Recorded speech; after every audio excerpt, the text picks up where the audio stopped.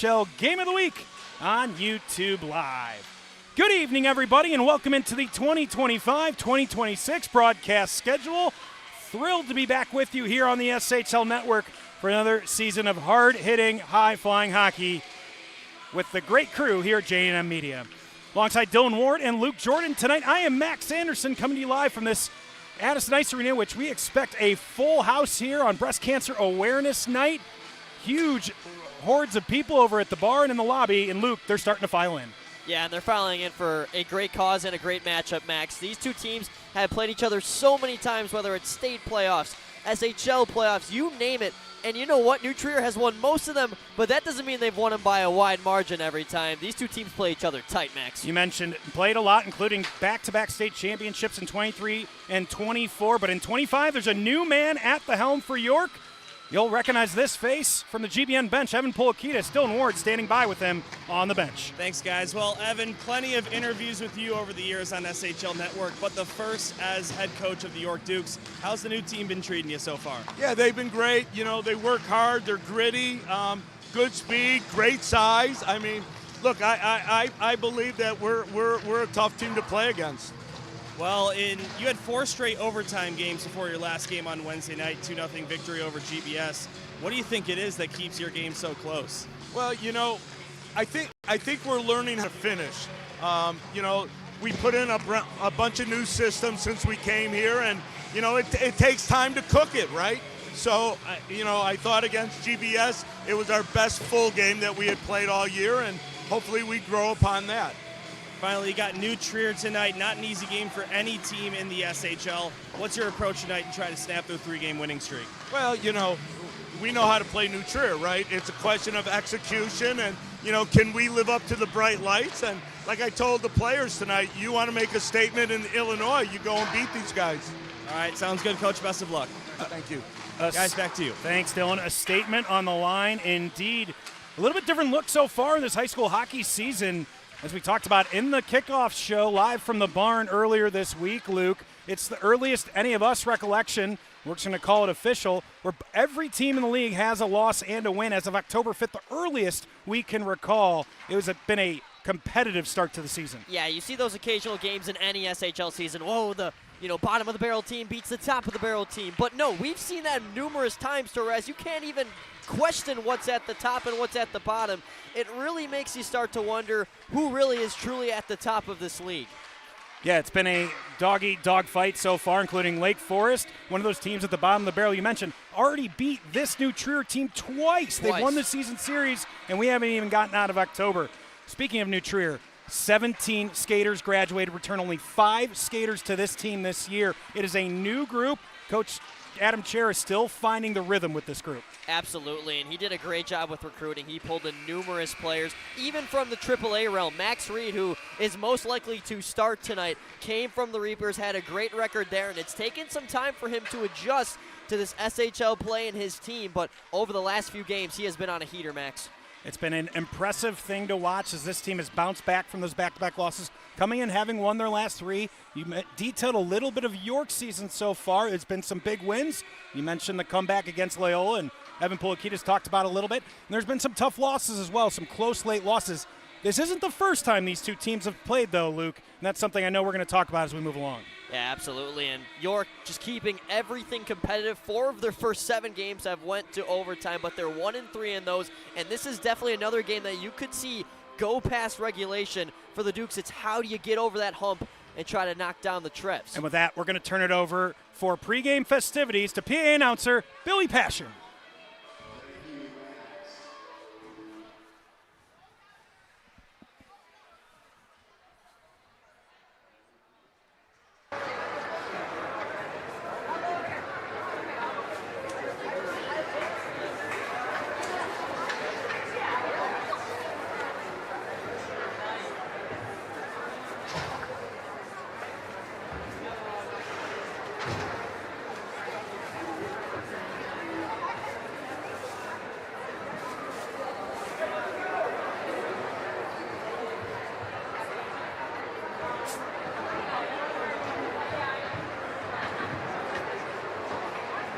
Welcome all York hockey fans, families, players, and coaches to the 14th Annual York Hockey Cancer Awareness Night.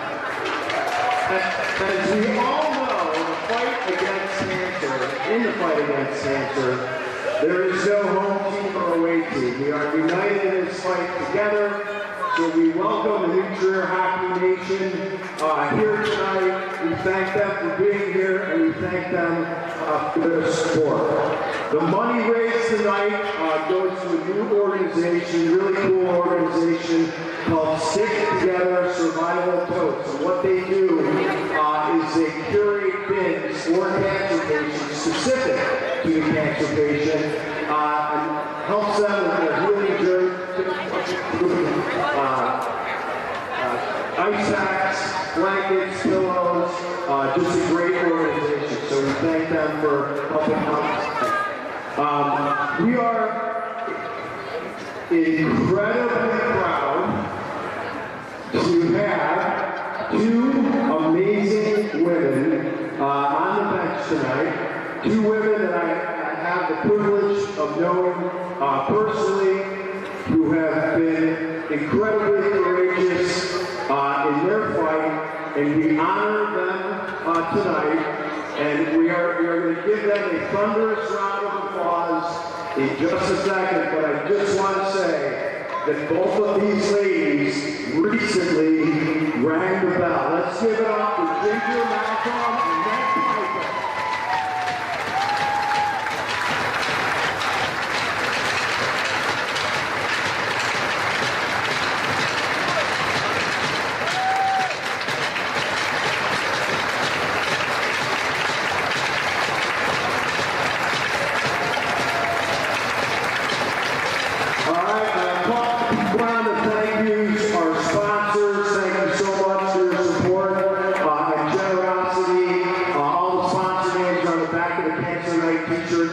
So please give those a look. To all the individuals and families that put together the raffle baskets and donated prizes. We thank you for your support and appreciation there. And our second and final round of applause is for our two co-hosts who put an amazing amount of effort into tonight. Give it up for Michelle and Christy Evans.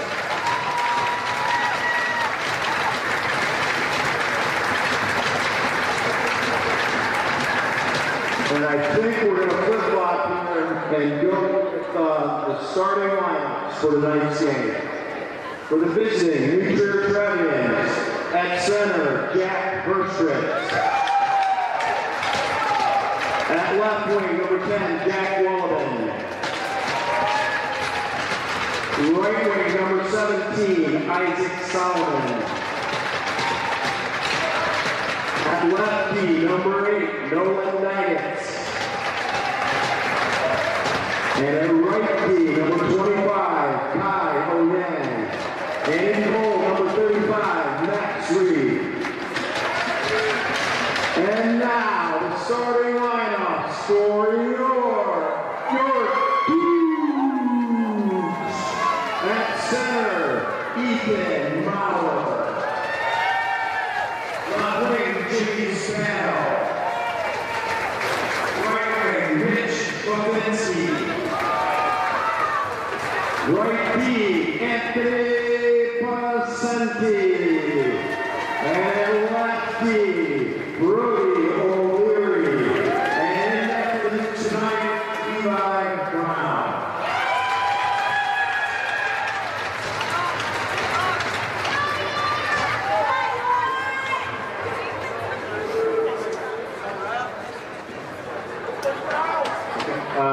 I have the honor and privilege to introduce York Jr., singer, songwriter, and back for her second year to sing the national anthem at Spirit Night, Ava McKay.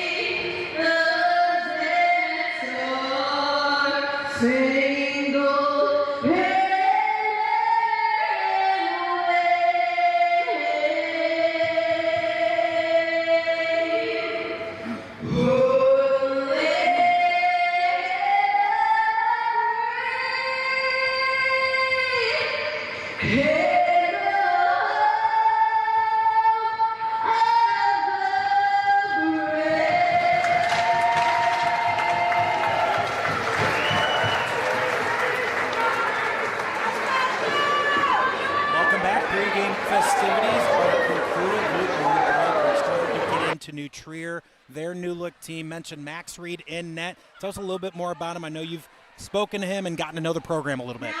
Yeah, no, Max Reed has been awesome, and through the first few games this season, he posted a goals allowed average of 3, a save percentage of .844. The last 3 games for Max have been smooth and steady. Just a goals allowed average of 1, .955 save percentage. He's really shown why he formerly played at the AAA level, and when I talk at the bandwidth of this team, you would think, yes, they graduated 17 skaters. They're not going to have any rhythm. They're not going to have any chemistry. Ever since that Lake Forest loss, I haven't seen any really ugly breakouts or ugly zone entrances. They have really started to piece it all together. And guys, Max Reed was in that preseason invitational game. He made 24 saves on 25 shots for a save percentage of .960. And Luke, you talk about his goals allowed average in the last 3 games. How about this? In the last 3 games, just 1 goal allowed at 5-on-5. It's been an impressive run, and we're just getting started here. The debut of the SHL Game of the Week here in the 2025-2026 season. I want to thank you for tuning in. If you're with us Monday night, we had our 3rd annual kickoff show hosted by the Barn Hockey Bar, which is great to see a lot of these players, Luke. And one of the things we talked about that night, you and Dylan talked about it quite a bit too, was to get to know some of these players off the ice. We come to these games, we don't often get a chance to talk to these players very much off the rink, but that opportunity to meet some of the captains, get to know some of these players, was a really good opportunity Monday night. Oh, it was a blast. I mean, just getting to see that different personality of them. Like I said during that show, there's people that just truly are completely different, nicer, more generous people off the ice. We saw that from all the captains taking out their night, the coaches as well, devoting their time to join the show. And obviously, of course, on behalf of myself and everybody, I just want to say I really appreciate it. It just goes to show how much of a bond this league has. Before we get too far going in tonight's game, we are still getting some things together, but do want to make sure we mention to you our sponsors so far for the 2025-2026 season. I want to make sure we acknowledge Acros, CCTY, and York as sponsors of the SHL. Appreciate their support. And then 3 specific sponsors to call out: Loyola Gold, Loyola Academy Hockey Club, sponsoring the post-game winners interview, a tradition of excellence. Big thank you. They sponsored that last year as well. A huge help to the budget coffers so we could bring you our biggest scheduled slate ever in SHL network history. Also, big thank you to the New Trier Hockey Club, the original sponsor of the goal cams. You'll see those up tonight behind each goal, and we even have some bonus cameras with some goal line-like cameras in New Trier Hockey Club. What a great partner they've been to the SHL network. And finally, GBN Hockey this year, big step up as well to the network. They are going to be sponsoring the 3rd period where winners win the game. So keep an eye out for all those sponsors. And folks, if you are interested, we are still accepting sponsors for this season. A lot of opportunities, And all that does is help us bring you more high-powered, high-flying high school hockey here in the state of Illinois. Guys, hard to believe that there was a time not too long ago where there weren't any gold cams on it. Now it's just a standard. That's such a huge addition to our broadcast on SHL Network. No doubt about it. It is very exciting to have this technology. Big thank you to the league. Of course, York head coach and SHL president Evan Polakita has been about it for more than a decade. And we are getting started. And folks, be with us throughout the season. We have more and new awesome things coming your way. Marquee Sports Network is back in the mix with us here at the SHL Network and J&M Media alongside the Wolves, and more announcements to come. I'll leave the tease at that. 17 minutes up on the clock. High school hockey, 3 17-minute periods. You'll have a brief break between 1 and 2. And then between the second and third, a full ice cut, assuming it is less than a 5-goal margin. That's the setup here for high school hockey. Wherever you may be tuning in with us, we appreciate you. And it's time to get the 2025 broadcast schedule underway here from Addison Ice Arena on a packed barn on a Friday night. Kai Ouyang, one of those 5 returning starters, getting a touch early here. Solomon carries the puck, drops it back to the point. Shot in by Nolan Nagats. Just wide. Now battling ensues. Taken away by Ethan Maurer. Jimmy Spano now able to flip it out of the zone. Stretch pass missing everybody. Looking for Fafinski. Icing arm went up for a moment. Now point blank chance. Finding the back of the net is Fafinski. Just 40 seconds into the game, found some space in the slot, Luke, and he put it home. Yeah, this entirely disgruntles the Trevians. Fafinski is initially in there on the forecheck, and instead of expecting an easy neutral breakout and peeling out of the zone, he stays in the slot, and he stays ready. Watch this replay as he's right there in the slot. The takeaway on the far side creates it all, and for Max Reed, he's going to want that one back, but it's the sweet spot. Just like all coaches say, you put it between the blocker and pad, between the glove and pad, you will score, and York, proven example right there. 40 seconds into the game, and York, with a packed house here, gets the early lead. Just the way they want to get started, especially with their freshman goalie in net, Levi Brown. Mentioned it briefly, got his first start in a varsity sweater. And how about doing 15 saves on 15 tries against a number 2 team in the state in GBS? He would lead his team to a 2-0 win. Yeah, and for this York team, they have a perfect matchup for this scenario, whereas you have a high ceiling of playing, and you're playing the top team in the state. Adam Chairs talks about it, Max. He says he knows that every night, every team's bringing their A game against what could be the top team in the state, and York has brought it early. Anthony Pirati with the puck, playing up the near wall. Camposano, one of those returners for York. York returning a fair amount of experience. There's been some questions in net early on. Levi Brown trying to answer them. Dylan. Yeah, you guys talk about Levi Brown, 15 saves against GBS. Not necessarily the most flashy stat line, but listen, when you shut out an SHL team, a number 2 team in the state at that matter, that's always going to be impressive. I was there watching that one. He had a great save on a backhand shot by Blake Hoffer, who's coming into this year as the reigning points champion and MVP of the SHL. Now backhanded shot turned aside. Max Reed with the left pad kicks it to the corner. Alex Roween trying to outlet pass, but it's picked off in the middle of the neutral zone and put right back into the Trevian end. Now Tucker, Henry Tucker trying to get the puck past his bench, but York doing a nice job of clogging up the neutral zone early. Here's Keaton Nix.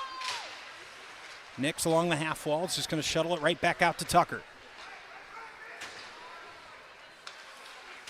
2.5 minutes gone here in the first period.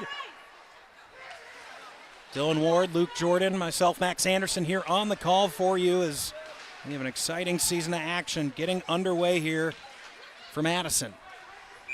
Pacente tracks it down, but it'll be an icing. How about Jimmy the Wiz as well, doing a little flu game himself here for the opener? Yeah, Jimmy's been a busy man.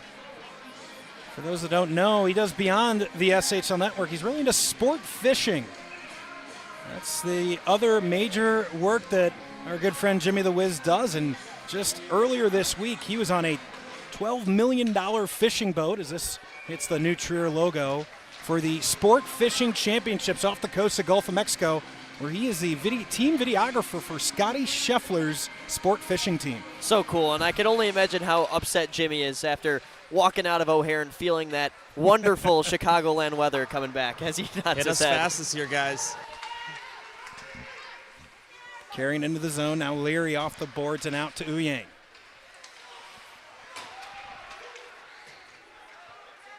O'Leary behind the goal. Dominic Fantana tried to play it behind the goal. Nagets pushed off the puck in the slot. Taken away by Anthony Pacente. Now Barton for the Dukes. A lot of green and a lot of white here tonight in these uniforms. It's York in the green jerseys with the white cut, and it's New Trier with the white cut and the green pants and green logo.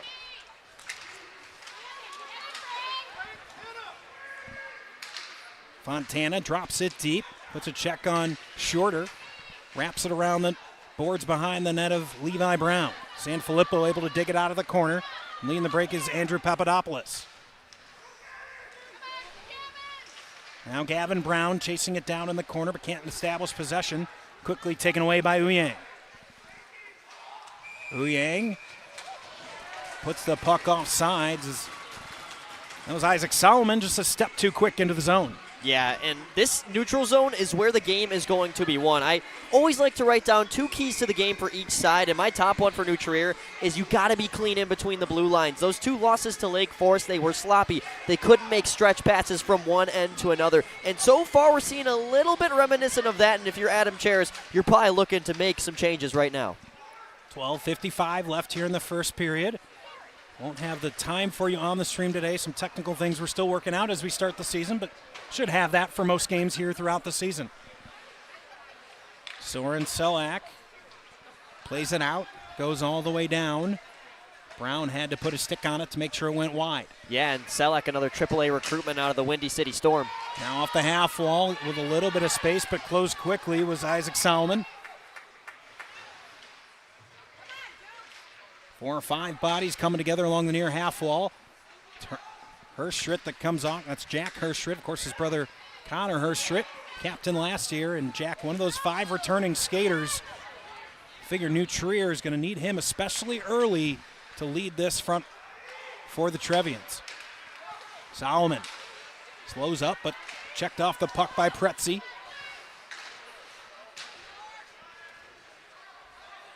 Kafinski, the goal scorer, taking a look behind him. He'll play it around the corner. Now Jimmy Spano with some space. Can't. Oh, he just able is to get it out as Marino plays it for New Trier. Spano 1-on-4 as the rest of his line changes. Puts a shot in on Reed, but turned aside. O'Leary caught a little flat-footed. Here's Lividitis. Plays to the middle, but Levi Brown drops his glove on it. Guys, you mentioned Adam Chairs' name a few moments ago. Since coming in as head coach of New Trier Green, which was 3 seasons ago, this would be the 4th. He has a 10-1 record against the York Dukes in SHL play alone. Not to mention 3 consecutive meetings in the state tournament, 2 of those being in the championship. Of course, of note, none of those against Evan Pulakidis. Evan getting his first chance against this New Trier team in SHL play. We talked about the preseason invitational, which can't really take much from, as teams are certainly figuring things out in the first part of September. But at this point, 7 SHL games played for York and New Trier alike. You start to get a feel for your team. Yeah, it's a tough judgment, Max. I mean, when you're talking about that preseason invitational, you really don't know too much if your lines are solidified, anything like that. But at this point of time, you're starting to see a peak performance from both sides as they start to get their rhythm together. 6 minutes gone in the first period. It comes in on Reed, and he'll have to take a whistle. Didn't like the aggression that Jack Passion showed. Give him a little tap on the shin guards. Yeah, and if this hasn't been called a rivalry in the past, it simply just is now. I mean, you got York guys, some of these guys, little brothers of the original York team that lost to New Trier at the United Center. This York club always looking for revenge, and they always make it close. Lividitis behind the goal, getting pressure. from Griffin Hayes, forces a turnover, trying to get a shot off. Passion, but it's blocked in front. York doing a nice job of converting in front of the net so far. They got the one goal, and they're getting good chances right in the slot. Here's Henry Tucker. Leonidas carries it into the zone. Finds some space in the high slot. Now the shot, Levi Brown with the first difficult save of the game. Able to kick it aside. O'Leary gives Lomer a shot. York coming out physical here early on, trying to set the tempo physically. Liam Brown gives way for Michael Barton. He'll chip it out into neutral ice, all the way down for an icing. Want to once again mention those great sponsors. We'll get the graphics queued up going into our next game of the week, but want to make sure we acknowledge Acros, Loyola Gold, York Hockey Club, CCTY Bearing, New Trier Hockey Club, and Glenbrook North Hockey are great sponsors so far in the season. And again, if you're looking to sponsor here in the SHL, we've got room for you. Make sure you contact us on the SHL Network Instagram page, or feel free to reach out to any program's head coach. They'll point you in the right direction to sponsor this great league. Thousands of viewers every single game here on the network. Noel Nagget's leaving. The shot deflected aside. Vicente trying to dig it out of the corner. Ruin right there with him. Uyang not able to keep it alive, and Knight back to get it for New Trier. Nagget's tries to go up the board. Instead, it goes to Brown. Quick little wrister, gloved by Reed. And once again, it's York trapping out the breakaway. It's kind of a blind pass made initially from New Trier. They turn it into numbers, but they're a little bit fast to pull the trigger. Think with the numbers opportunity you got in front, look for at least one or two passes there. Try to get Reed moving from post to post. But nonetheless, this has been a great start for the Dukes, trying to keep that momentum going. 9:35 remaining in the first period. Draw to the left of Reed, taken away by Uyang. Alex Ruin. New Trier yet to really able to set up much possession in the offensive end. Vicente drops it deep. Uyang to dig it out of the corner. Nagget's again has his pass intercepted, but just trickled out of the zone. York putting a lot of pressure early on, Luke, really making it difficult for this New Trier team to break out of their own zone through the first 9 minutes. I've seen New Trier a lot this season already, and let me tell you, I think up to this point, I know it's a small sample, but this is the best forecheck showcase from another team I've seen. 8:53 left here in the first period. We're a doubleheader to get us started here. A doubleheader weekend. We'll be live again tomorrow night. Luke, you'll be on that call as well from Glenview Ice Center. That's another unpredictable outcome. Looking forward to seeing Lake Forest. A lot of traffic in front. The follow-up off the rebound is Jack Wolben, and it's 1-1. That is drawn up perfectly off the face-off, Max.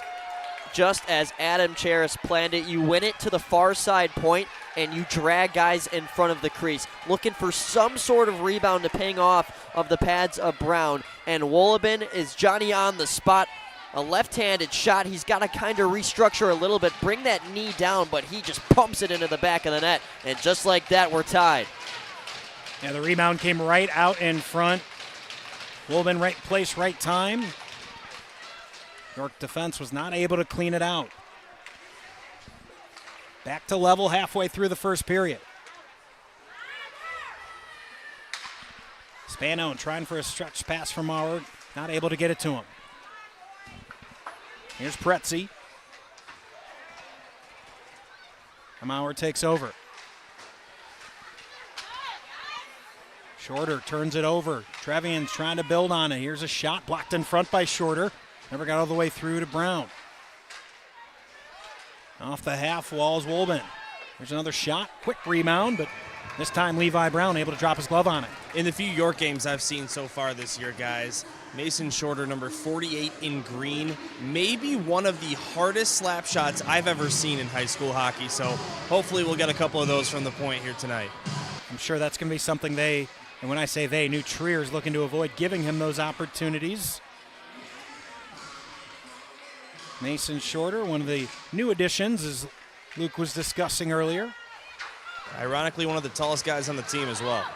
A little more size to this York Dukes team than I feel like in years past. Agree. Even in their state championship runs of back-to-back years, they did a lot more with grit and speed and hard work than necessarily size and power. A little bit more size to this York Dukes team this year. And I think New Trier's, in a respectful term, has shrunk a little bit too, to whereas you can win this physical battle. That's what Lake Forest did against New Trier, and that's how they won 2 games. York, clean exit once again. Nagget's back to take it for the Trevians.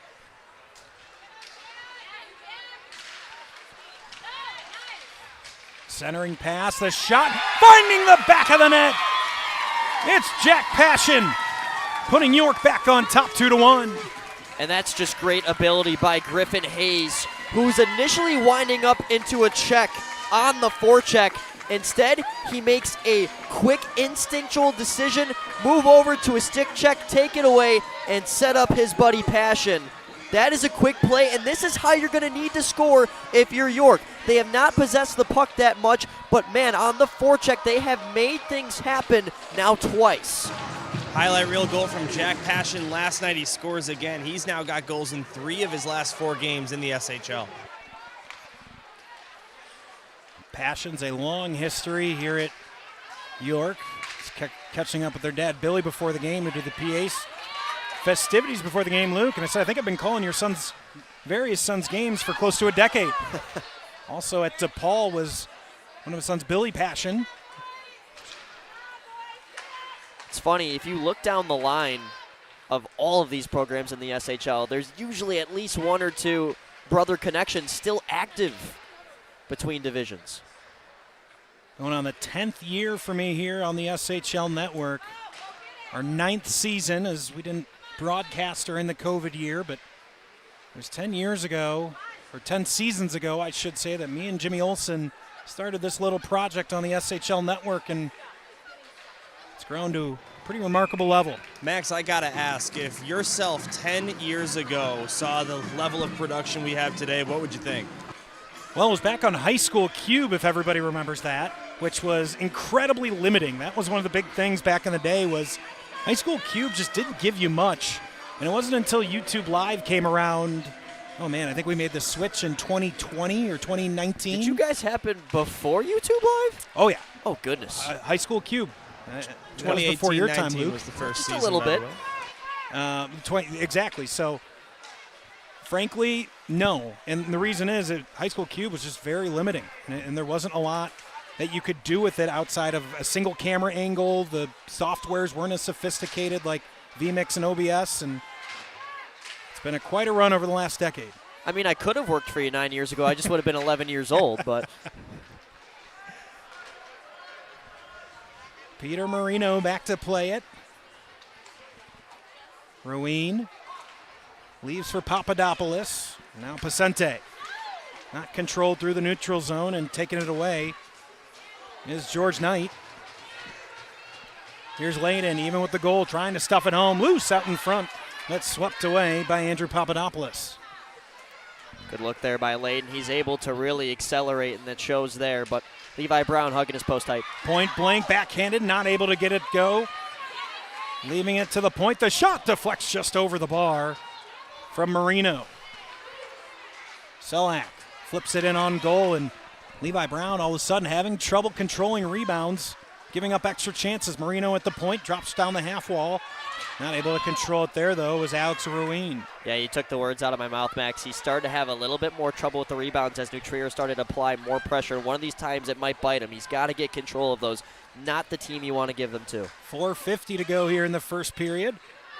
And the latter half of this period, New Trier's look much better in the offensive end. York a little bit more on their heels latter half of the period. Isaac Solomon in the corner. Solomon goes cross point, knocked down by Selak. Tries a shot forward, but it's knocked down. Selak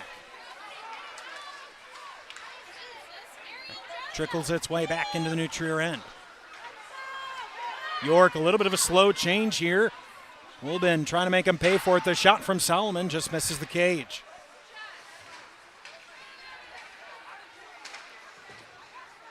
Wilbin and Solomon, a really good shift here, putting pressure on. Jimmy Spano finally takes it away for the Dukes.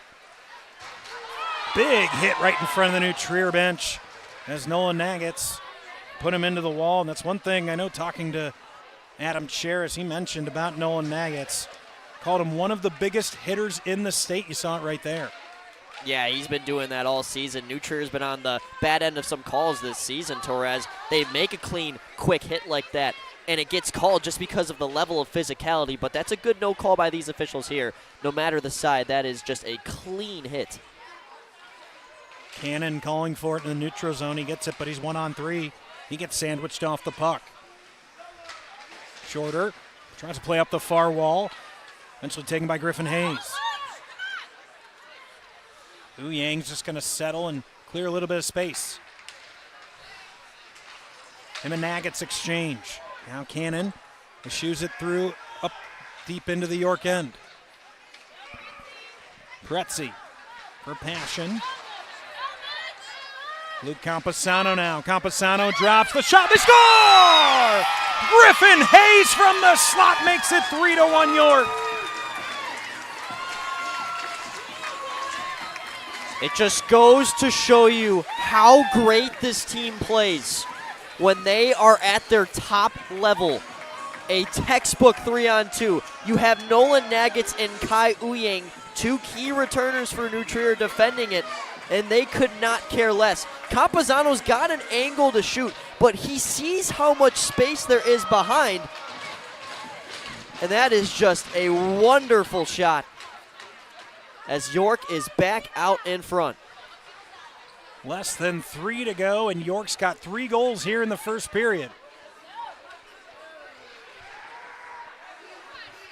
And Luke, we've talked about it all period long, but the space that York is finding right in front of the New Trier goal has got to be cleaned up by the Trevians.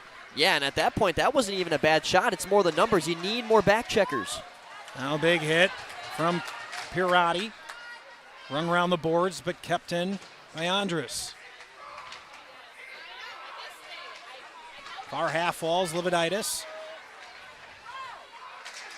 Centering pass, but couldn't get it to his intended target of Dane Lomer. That's flipped deep. Barton tried to catch up with it, but it'll be icing with 2:02 to go in the first. I've highlighted my one of 2 keys of the game so far for New Trier. I want to talk about one for York. They're confident playing. I mean, I have looked throughout the years. I think York, even out of the 2 state championship teams, when you look at paper, this could be the best team yet. And they're really starting to show that today, whereas they're starting to really piece things together. As now I got a pom-pom here on the broadcast. No getting a picture. We're going to get in trouble here. We're neutral, Luke. We are neutral, but hey, this is New Trier color too. I just got to shake it when both teams score. I won't get any backlash. Liam Brown tried to get a shot off. Shot turned aside by Brown. Pirati checked in the corner. 4 or 5 bodies now coming together, trying to get it off the half wall. Is Barton. Now Keaton Nix giving it a shot. Back to the point, Marino. Gets it right back. Across for Hayes. It's knocked down. Across for George Knight. Back to Marino. Deflects over the cage. Knight again on the half wall. Centering. Gets the deflection in front. Good stick from Alex Ruin. Went just wide. Yeah, good defending by O'Leary. He's staged up in front of 2 Trevians. Is able to cover them both in that centering feed.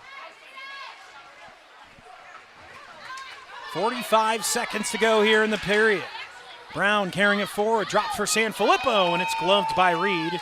He'll take a whistle with 38 to go in the first. Yeah, good save by Reed, and I think Adam Cheris might have wanted a hand pass out of the zone there, and I can't blame him. It was Brown right in front of us over here that kind of tapped it behind his back and definitely pushed it a bit forward, but no harm, no foul as Reed hangs on, and we have a defensive zone draw for the Trevs now.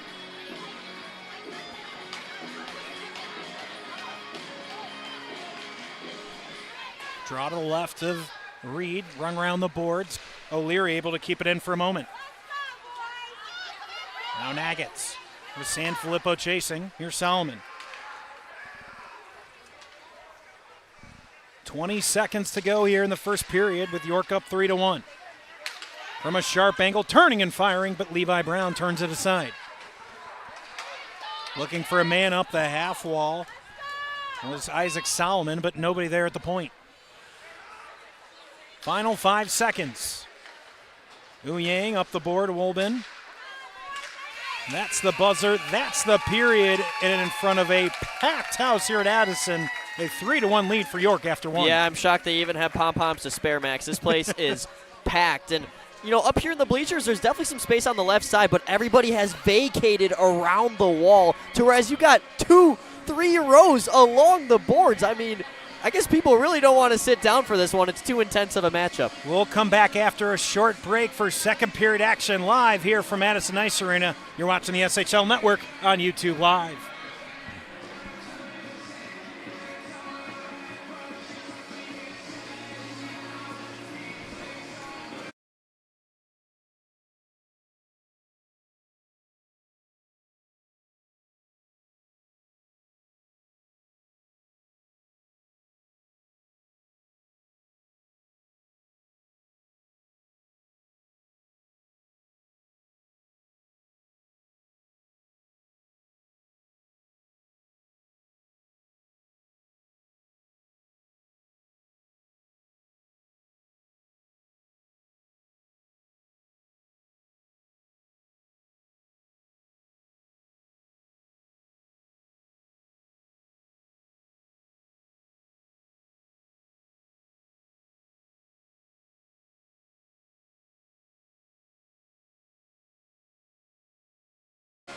Welcome back. Second period action coming your way in just a moment.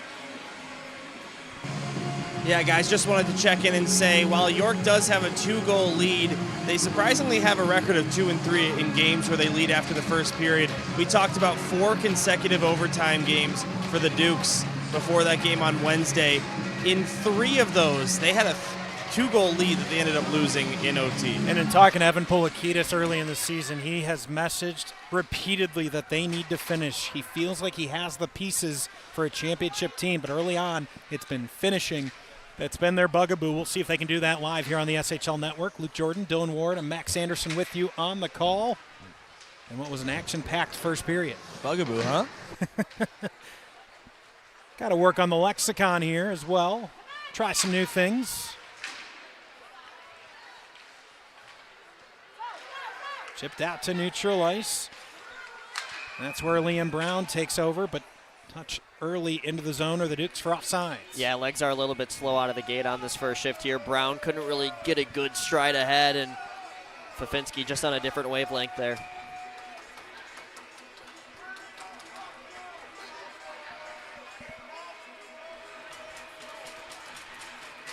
Draw to the left side of the neutral zone, one cleanly by Herstrit. He gets it right back after pulling it behind. Checked off the puck, Pacente, and coming to finish him is Ethan Maurer.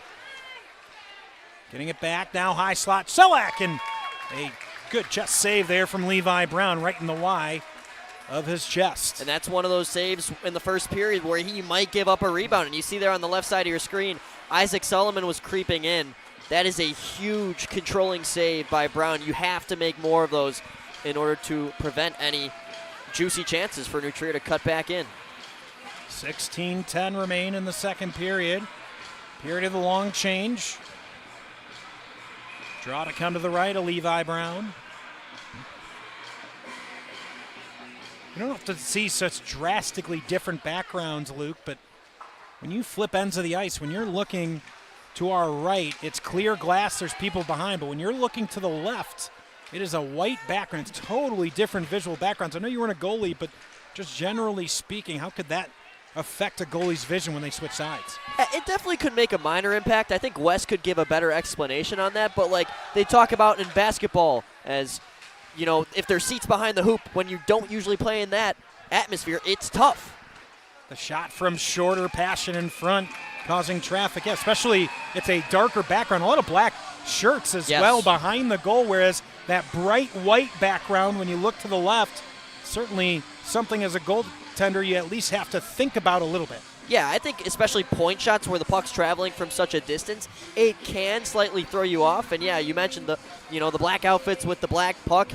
It can definitely make a minor impact, but I feel like at this age, these guys got pretty good vision. I don't think they'd have too much trouble, but you never really know until you actually talk to the goalies themselves, because I've only ever played goalie at a 10U hockey camp as a supervisor, and let me tell you, I even get scared of shots there, so I don't know how these guys do it full time. Of course, when Luke talks about Wes, he means our good friend Wes Anderson, our chief goaltender correspondent here on the SHL Network. He'll be on the call tomorrow night. Lemire with the puck for New Trier. Pretzi shoves him to the ground, but keeping it alive. Again, a rebound back out in the slot, but this time jumping on, it's Griffin Hayes. Back out in the neutral zone, 2-on-2 is Campasano. Passion coming up the slot. York changing, almost too many men on the ice. And I think that was there. New Trier side definitely calling for it, but no arm goes up. Pretzi was late to get off. They had 6 on the ice when he touched it. Break for the Dukes here early in the second period. Neither team with a penalty of yet. We've been full 5-on-5 skating here for the first period plus. And that's what you want to do if you're York. This New Trier power play has really ramped things up. 5 power plays over their last 4 games, as this is going to be icing. I mean, that's my top key for the Dukes. Just stay out of the box, and so far, that formula has worked. See another save by Brown, but that rebound popping right out into the slot. After a really solid start, you give New Trier enough rebounds in that slot area, they're going to make you pay eventually. Something the young freshman's could learn the hard way.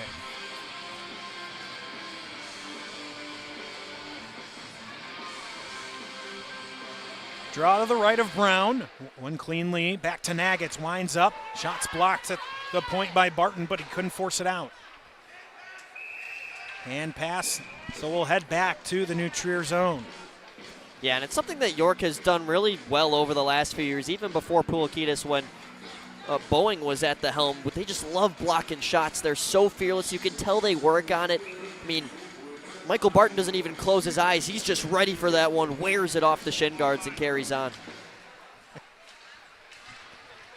Good to see our good friend Gerard Boris of the South Hockey Network that makes appearances with us here as well on the SHL Network. So we are a true family off the ice when it comes to the sports media department of the SHL. Whether it be the SHL Network, the South Hockey Network, is it the Trevian Hockey Network? Trevian Hockey Network doing just a couple of games, but it's been fun. Big check against the boards. And we're going to get our first penalty of the game, and Nolan Nagitz and Michael Barton exchange pleasantries. It's going to be Nagitz guilty of, I think I saw a cross-check signal, and he's still yelling at the official. He better be careful or he could get more than just the 2 he's got so far. Yeah, you mentioned he's a hard hitter, and he doesn't usually do it illegally, but Michael Barton's kind of stepped into that role so far this game. That time he wears the check, and he's trying to get into the head of the veteran Nagitz. York's been struggling on the power play, guys, just 10.5%, 2 for 19 to start the SHL season. They're going up against the best PK in the league in New Trier, 86.4. And if there's one thing that we learned over close to a decade of covering Evan Pulikitis teams at Glenbrook North is right, wrong, or indifferent. They always ended up at the top on power play. New program. We'll see if he's able to get these Dukes up to that spot in the standings. Shorter drops for Passion. Passion checked off the puck, losing it, not carrying it out. Is Jenner Layden. Layden by himself, looking to waste some time. Minute 35 remaining on the power play, and he's got the puck just stuck against the wall behind the goal. One-man penalty kill right now for the Trevians. Finally taken away by Patrick O'Leary. Rink wide for Maurer. Drops for Spano. Right back to Maurer, even with the goal. Maurer now gets the puck stuck again. Pops out the other side. And again, it's Layden trying to clear it. Still along the half wall and finally out. Minute 5 left on the power play.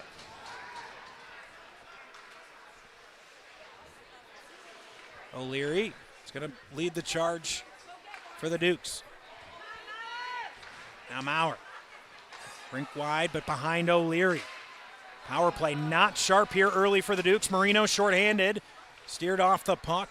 And again, going to waste some time in the corner until Jack Passion takes over for the Dukes. Passion and Spano. Passion weaving his way, gets a shot off. Getting just a piece of it was Reed to steer it aside. One and done for the Dukes again with 30 to go on the power play. I don't hate the look from Passion, but you really haven't settled things down since the opening power play faceoff for the Dukes. I'd like if you just curled back. Now Marino shorthanded as a man coming up the slot, but a good stick by Anthony Pacente to slow down the shorthanded opportunity for the Trevians. Here's Brown, his shot blocked, following it up Camposano. Camposano will take it below the goal, 5 seconds remaining on the power play. That will do it for the power play for the Dukes. Well killed by the Trevians. 0 for 1 is York. And now 2 for 20. Pretzi playing it along. Jack Andrews now offsides as Nix brings it into the zone before Sanfilippo cleared. Yeah, and you can just tell this York team's going to need some time with Evan Poulikitis. That's actually what one of the coaches mentioned when we asked on that kickoff show, who's your dark horse and why? And one of the coaches said York because they need time with Evan Poulikitis, and that's how it's going to be with the power play. I think Evan's a big teacher of patience, and I think York just needs more of that because they're quick to get in the zone, get a shot on, instead of, as I mentioned before, let things settle down and try to find open space 5-on-4. Here's Wolben. Good stick by Papadopoulos. As lurking back door was Jack Herstrit. Just coming out to the neutral zone. And now back to play it is Pacente. Solomon. Leaves for Wolben. Now Herstrit centering pass. Good stick lock up from Francesco Sanfilippo. I feel like I've been saying the name Sanfilippo with York hockey for a decade as well. Here's Solomon.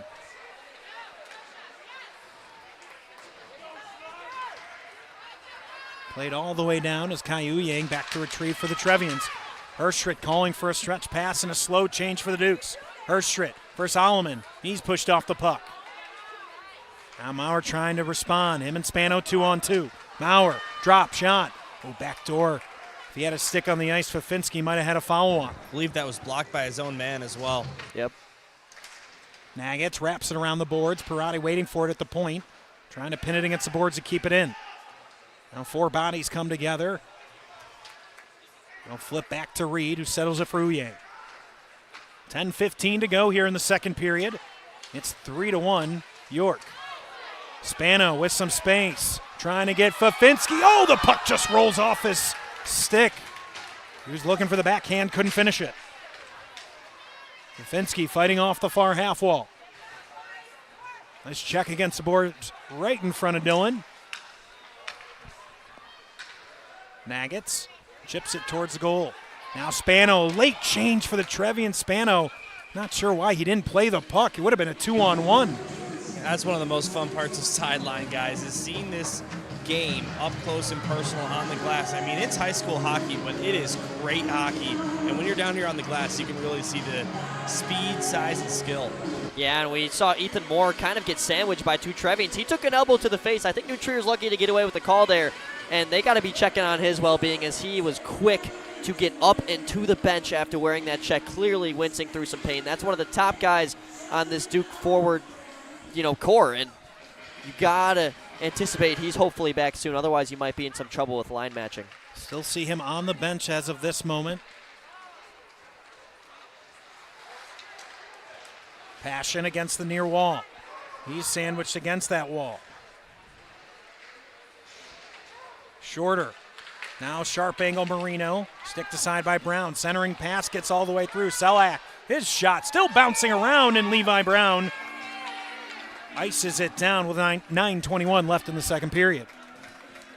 Well, that time he does give up the rebound, but his pad is angled out to whereas he can pull it back in. You're going to see it right here. Great job by Marino, by the way, to pull in that hand pass. They call hand pass very sensitively in the offensive zone, but he literally grabs it out of the air, drops it straight down, and creates another shot on goal. As a lot of confusion here on the position of the face-off, they'll switch over.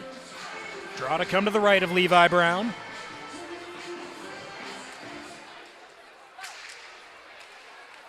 Again, chipped in towards Brown. Has it fall into his breadbasket?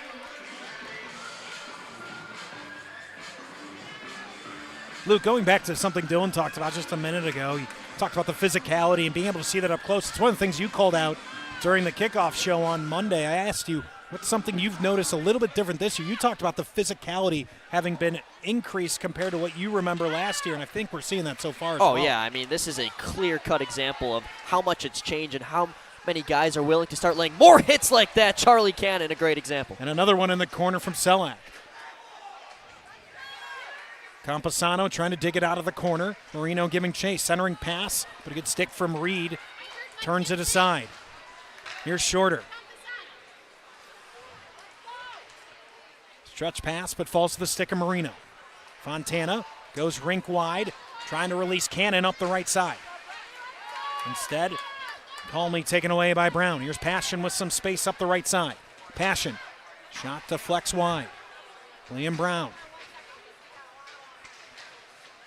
Sharp angle, right against the right post. Reed falls on it. Way too early to whistle there, guys. The referee was on the other side of me, and I had that all the way. He didn't have that frozen for even 0.1 second there. Yeah, we just got a great replay of it up here, Dylan. That's a great call by you. Give him the orange band while you're at it. Still petitioning for replay in the SHL playoffs. No one seems to listen to me, but we have the camera angles for it. All it would take is a bylaw change. Yeah, and with all the games in one rink, it'd be equal for everyone, just saying. I'm working on it, guys. I'm working on it. How cool would that be? It'd be really easy with an iPad down on the bench. Give it to the referee. Jimmy the Wiz, fire up 7 or 8 replays. I think it'd be pretty cool. We'll see. I mean, do they think we're going to, alter it somehow or something? The lobbying effort continues. Just to the right of Reed, taken away by George Knight. Layden in the neutral zone, getting pressure from Liam Brown. Now Barton. Pacente slowing down Rowan. Now Rowan getting it back top of the near circle, but Papadopoulos gets his stick in the shooting lane to deflect it wide. A check at the line from Jack Andrus, and we get a penalty against York coming. Puck deflects up into the netting. And now New Trier's chance at the top-ranked power play coming up. Yeah, clean approach on the hit from Barton, but you can't do it from that distance. And it leaves Andrus to kind of fall towards his knees as his head kind of bangs up against the board trim. And when you see that as an official, you see an endangerment of a player like that. Whether it was a clean follow-through on the hit from Barton or not, you got to call it, and that's how that one will play out. Well, we talked about York's power play. How about New Trier Green on the other side? 32%, 8 for 25 to begin the season. Yeah, we usually say 20% or higher is a really good number for high school hockey. When you're over 30%, that's not a small sample size at this point. That is beyond elite. That's legendary numbers on the power play. Here's Herstrit, near circle. Nuggets. For Marino, Nuggets wanting it back, but the stick of Vafinski slows down the passing lane. Nuggets far point, skates up the half wall, trying a backdoor, but getting enough it was Vafinski, and as Herstrick couldn't get to it for the chance on goal. Marino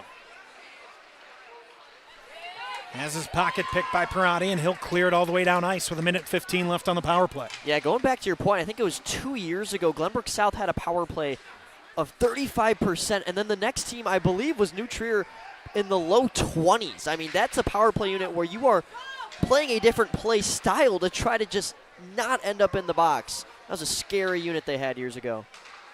Here's Nuggets, leads for Herstrick. Nuggets, one time, big wind-up, blocked by Nix. Talk about some courage to get in the way of that slap shot. Spano, shorthanded. Spano is going to carry it and getting it right back with 40 to go on the power play. Fires it towards Reed. And Spano still giving pressure to slow down this power play. Here's Nuggets. Nuggets drops it deep.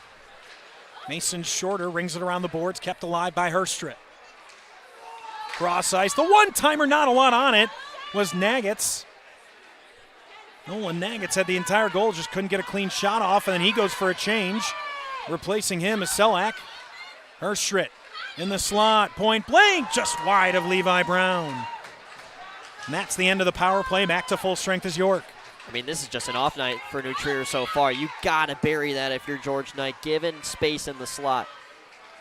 Herschritt pulls his backhand, shorter, deflects it away, centering pass. Good stick from Levi Brown to put it behind the goal. Still bouncing around the slot area. Now, Henry Tucker turns and fires, missing the target, and Spano able to clear it, and York will be able to fully reset 5-on-5. I really like this York penalty kill because Evan Poulikitis is not scared to throw his quote-unquote skill players, the players that lead this team in points, out on the PK, and they do a great job at it. Ethan Moore, who's back into the game, Jimmy Spano, they did a great job covering the point.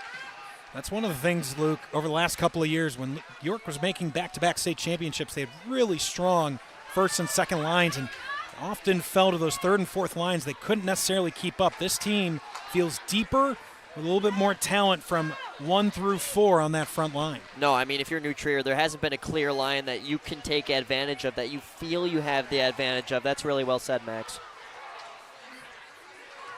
It's one of the luxuries that we certainly see for New Trier year after year is that 1 through 4 really doesn't have a whole lot of drop-off. That's one of the keys in high school hockey. If you can really roll lines like that, most programs aren't able to do that. Here's a shot with a lot of traffic, and Brown sees it the whole way.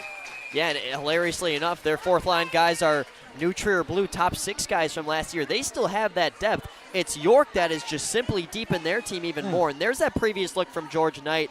He just kind of sees it and fires it. He doesn't realize he has as much space as he did, and he's going to want that one back. And that's when you learn about in film. Certainly, he'll look that over and realize that he rushed it just a little bit, had that second to really pick out a corner.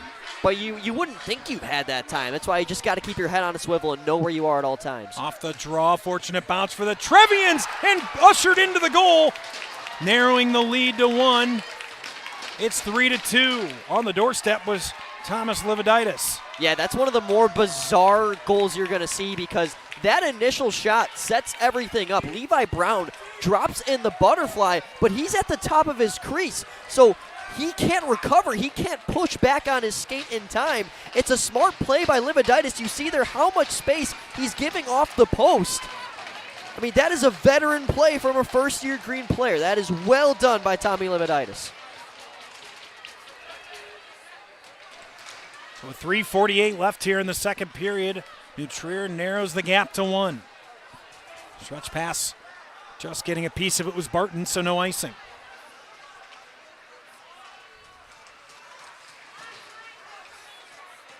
I hate to be Captain Obvious, Max, but you cannot let New Trier score once again in this second period. You cannot let them go into the locker room with all this momentum because they will smoke you in the third.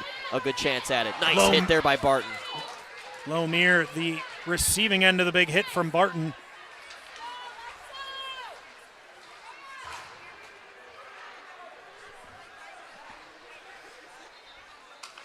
William Brown settling it down for Barton.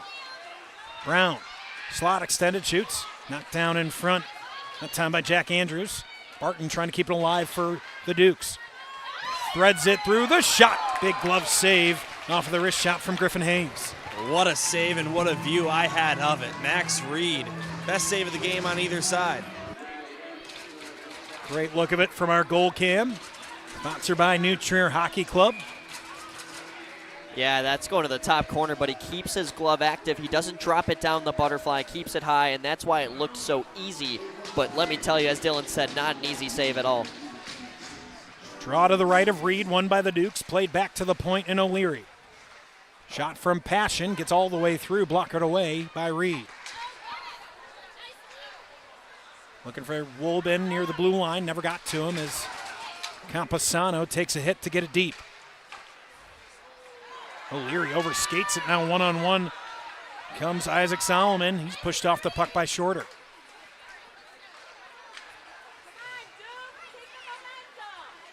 Uyang leaving for Herschritt. Herschritt with some space, takes a shot, and a glove save by Brown. 2:17 left in the second period in our debut, the 2025 SHL Game of the Week slate. Come right back tomorrow evening from Glenview Ice Center. We'll have part 2 of this opening weekend doubleheader. Really looking forward to seeing how that one goes for Lake Forest and Glenbrook South. Lake Forest, not just their wins against New Trier, but also have beaten Loyola and St. Viator this season. I'd say that probably the biggest surprise so far in the early going has been some of the marquee wins the Lake Forest has already put on the board here early. I mean, I don't think I would believe if you told me that Lake Forest have already beaten 4 of the top 6 teams up to this point at this point of the season. It's incredible. Point blank, Brown getting aggressive out of his crease, standing tall and squeezing it. And no question, the goaltending from everything I've been reading and hearing about has been stellar and some key pieces out on the ice. Dylan, have you had a chance to see that Lake Forest team yet? Yeah, I actually saw them in the preseason invitational against Glenbrook South. The Titans ended up winning that one by a wide margin, but that was before they got hot. No, let me tell you, I've seen them on multiple occasions. Logan Marsh is just whatever adjustments he's made in the offseason, he went from a good SHL goaltender to a sensational SHL goaltender. And when he is on, he is hard to beat alongside the rest of his team. Lake Forest taking the AAA move as well. They brought in Tommy Esplin from the Reapers AAA program. He's been a big playmaker on that team. Talent coming back to high school hockey. Always great to see. And on a packed barn on a Friday night, you can understand why. Centering pass from Solomon goes across the crease, but Spano takes it for the Dukes. Rolled in at the point. Drops it deep, but Mason Shorter takes it for the Dukes. Lefinski up the far wall looking for Spano. He'll drop it deep where Spano takes a hit from the back of the legs from Nagats and plays on. Spano centering but can't find Liam Brown. Icing waved. Now being pulled down is O'Leary. Yorkside looking for a penalty. They're not going to get one with 40 seconds remaining in the period. Roween turning and firing. It deflects aside. Spano chipping it out. And played by Selak. Quick touch pass. Here's Roween. He's checked off the puck. And Levi Brown falls on the puck. Nice hit there by Jimmy Spano. He's not a player I see get physical that often, but he realizes his last resort there is to lay a body on the smaller Alex Ruin and just get him away from that puck. Also intelligent by Levi Brown, you see there. He's not willing to let that play continue. He's well out of his crease, able to trap it for a whistle. And you talk about this show out, Max. This is a hockey program rivaling a football team who's playing in the conference championship right now. That just goes to show you the support they've really collected over the last couple of years. We've seen huge student sections on the part of York over the last couple of years. They've really gotten behind this Dukes program, who really developed that moniker, the Pesky Dukes. We'll see how pesky they can be with 5 seconds remaining here in the period. Not sure why we got a whistle. Dylan, I don't know if you could see it from your angle. What happened? It looked like that puck was frozen in what is your guys' near side half boards. Jack Passion was down. I'm not sure if you guys could have saw that. He was slow to get up, but he looks okay. Yeah, Passion definitely could have stopped himself there. I'm okay with the no call there from the officials, letting things play on. 4 seconds remain here in the period. Trevians win the draw quickly, not able to get anything towards goal. That is the buzzer after 2 periods. We have a tight one here from Addison Ice Arena. Luke, it's 3-2.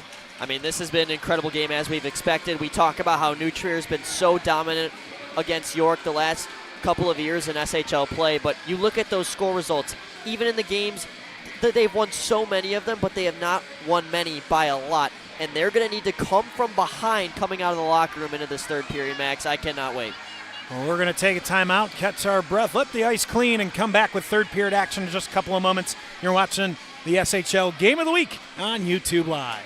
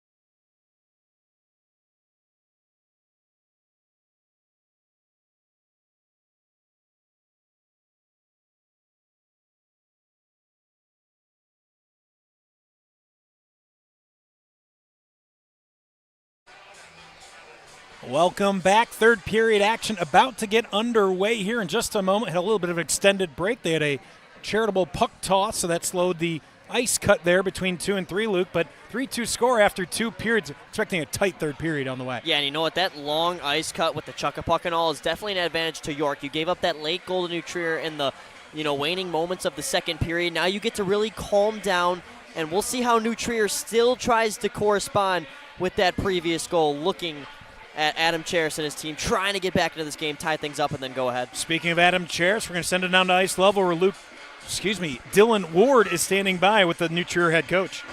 Thanks, guys. Well, Coach, you've been behind the New Trier bench for 3 seasons before this one. A rivalry in the making over those last 3 seasons with York. What would you say the state of the rivalry is right now? It's healthy, very healthy. If you were watching in between periods, you saw what went down. Clearly their fans still aren't over losing 2 to us at the UC. Coming down there, getting involved, shows a lot of heart. They care at this program, so I like that. But, just kind of poked the bear there, so not happy on this end. Well, I should say York has lost 3 games this season where they carried a lead into the third period. Does that go into your game plan at all coming into these last 17? We're playing our style. Hopefully we'll tag another one on them. All right, thanks, Adam. Good luck. Thanks. Guys, back to you. That was about as fired up as I've seen Adam Cheris in the years I've known him. Not necessarily on that interview. Probably the most fired up we've heard him on the air, but off the air, what he was referring to, there's a little bit of scuffle, some fans getting a little bit too aggressive as New Trier came off the ice. That's what he was referring to, not happy about what happened between periods. These guys are he's carrying about 20 sons with him, and he did not like what happened in between periods. He didn't like the action from York students, and I'm all for it. I mean, as a student, look, you're going to be rowdy, you're going to have fun, but there is a line to draw, and you should never, never be anywhere within any sort of heckling range. And I don't think anything physical happened, but anything physical, just stick to your thing. If you want to be a heckler, but don't do it to their face. Don't be that person. And yeah, Adam Cheris, as I mentioned, this team is his family, and when his family gets put to threat like we just saw, as you mentioned, I have never seen him this fired up, and I could only imagine how he carried that into the locker room with his guys. They got to be beyond ready to go. Meanwhile, let's flip to the other side. York Dukes, who had a really impressive first period, putting up 3 goals in that first period, really found a lot of space and success in the middle of that zone, specifically in that slot area, Luke, where all 3 goals came from. Yeah, you know what? One thing I want them to be better at is patience, as I mentioned, but their impatience actually has turned into quick shots that result in New Trier breakouts. And from those breakouts, their forecheck has been sensational. They've caused turnovers, and that's resulted in 2 of the 3 goals we've seen from the Dukes. 17 minutes up on the clock. A tight one here to get the SHL Game of the Week schedule started here from Addison Ice Arena. Friday night pucks underway in the third period. And this third period presented to you by Glenbrook North Hockey. Big thank you to them. They will sponsor the third period all season long. We'll have some more graphics to go with that as we move along in the season. Got to give Jimmy the Wiz a break. Guy was on a fishing boat 300 miles off the coast of the Gulf of America, I guess now, up until about 2 days ago. So appreciate him just jumping off a plane and jumping right back into the high school hockey action here on the SHL Network. J&M Media once again presenting that action as Dylan Ward's down on ice level. Luke Jordan to my right. I'm Max Anderson back for our 10th year, 9th season. Not quite celebrating the 10th anniversary, but good to be with you once again here with our great crew. Matt Freeman on the camera once again. Here's Fafinski dropping from Mauer. York was in a change, so he had to drop the puck deep. Lohmeyer. Puck pops out to the slot. Now we're going to have a delayed penalties. Lohmeyer's dragged to the ground. Camposano with the puck. 6 attackers on the ice for York on the delayed penalty. Griffin Hayes loses possession in an early power play opportunity for the Dukes just 75 seconds into the period, and got to see it there at the tail end. I think a stick got up and caught Griffin Hayes. And it's Nolan Nagats. That's a crucial part of the penalty kill for New Trier. Going to get a look at it here.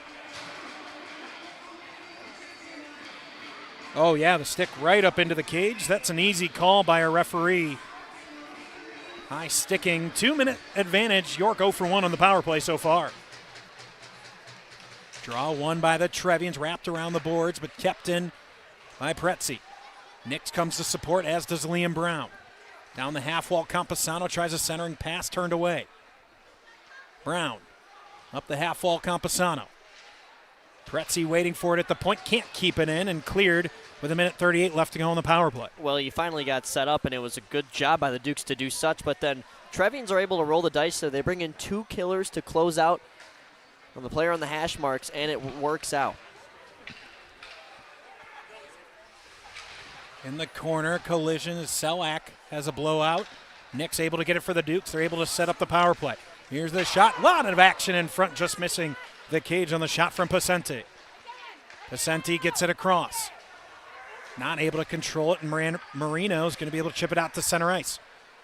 Shorthanded chance. Lohmeyer, the shorthanded goal ties it up.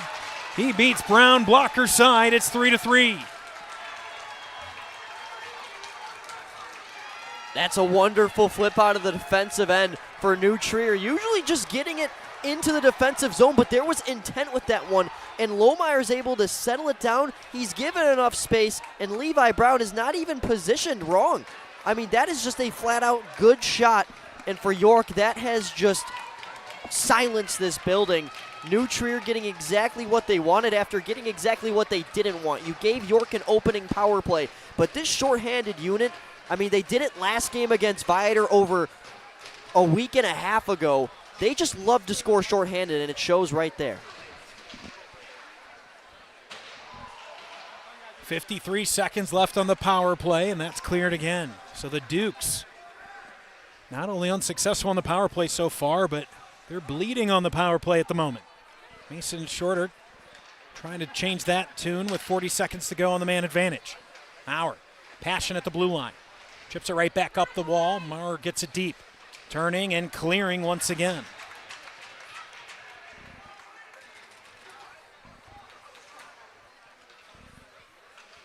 The Duke's going to try to get one more rush up the ice. A couple of fresh bodies on here, Shorter. Him and O'Leary, but not controlled in the neutral zone. Able to get it deep. 10 seconds to go on the power play. Yeah, fresh bodies, Max, but not, I mean, you're looking at stale feet right now. Nobody's moving. Passion for Shorter, across to O'Leary. O'Leary's shot, a lot of traffic in front, couldn't find its way through. And at the end of the penalty kill, cleared. Another penalty killed, and not just killed by the Trevians, they get one out of it. And as you mentioned, Nolan Nagget's one of their key penalty killers, has now been in the box twice, and still they're able to recuperate and get things together. Laid in, charging for the front of the net. Brown drops the glove on it for the whistle with 13:26 left here in the third period.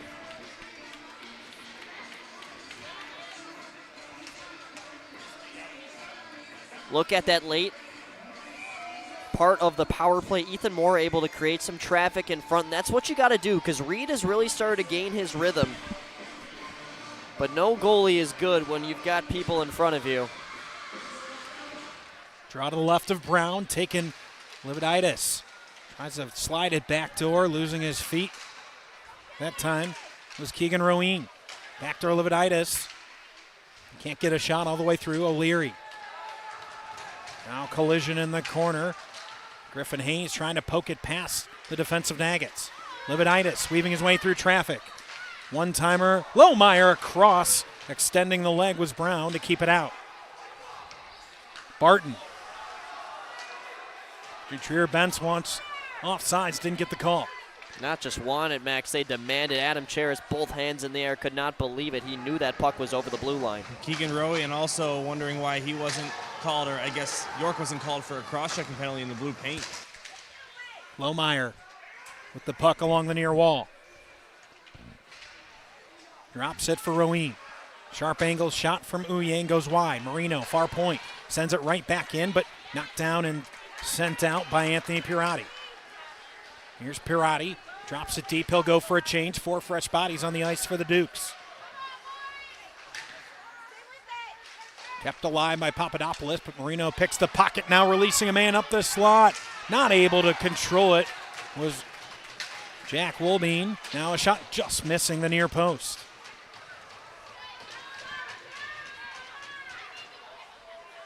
Was doing the math for a second to see if the stick behind the goal was a problematic one for the Dukes. It's not. Marino skates forward, kicked aside by Brown.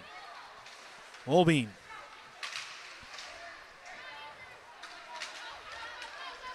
Finally controlled by Francesco Sanfilippo. Skates across half ice. Fires it in on Reed, who keeps play moving. Selak getting pressure, but Marino comes to support. Peter Marino carries, shoots, deflecting a high off the glass. Fafinski able to force it out along the near point. Chip back for Pretzi. Vicente in the far corner. Passion at center line will drop it deep, but slowed down by Selak.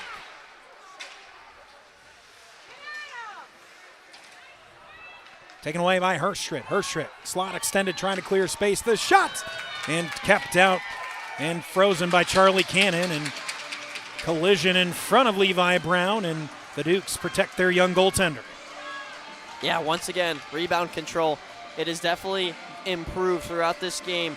You're talking about a varsity goaltender with not a lot of varsity one experience, but you wouldn't imagine that. He's actually looked very confident at most times, and for only having faced 15 shots in the season up to this point, he looks pretty collected for a goalie taking on the defending three-time state champions for the first time.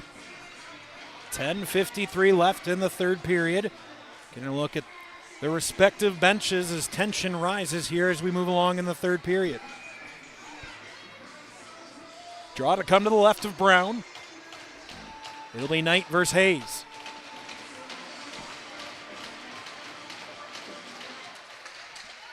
Shot right in on Brown off the draw. He's able to escort it over the bar. Knight in the corner. Tries a pass towards the slot, not able to handle it. Here's Camposano with speed up the right side. Centering pass, but it was behind Spano. Chipped out. Game is opening up. Here's Keegan Roween. Tries to find Knight in the slot. Excuse me, that was Alex Roween. I'm sure I'm going to struggle with that all season long. Alex Roween, the shot. Blockered away. Shot from the point gets deflected well wide into the corner. O'Leary trying to find Spano, able to get it into the offensive zone and get it along. Here's Camposano's shot turned aside.